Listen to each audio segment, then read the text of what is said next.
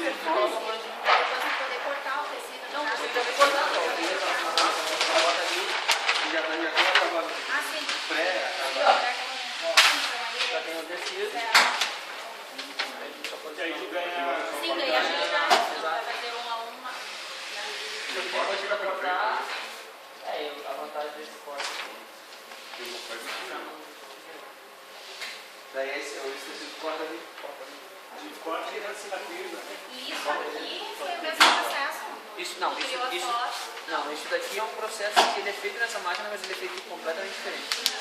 São lâminas chicotadas laterais, que a gente pega o padrão, por exemplo, esse padrão de skin de copa. A gente pega esse padrão e transfere o tecido aqui.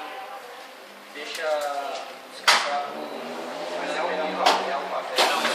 resina.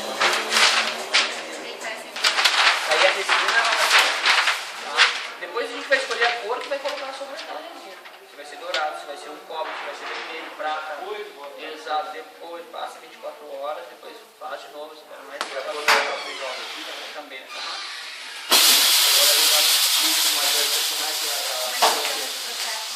Esse processo é uma laminação. É uma lâmina de um aço muito super ultra fino. Então, além da sublimação, ela pode fazer a laminação também nessa mesma máquina. Ela faz. Isso aqui ela também faz também.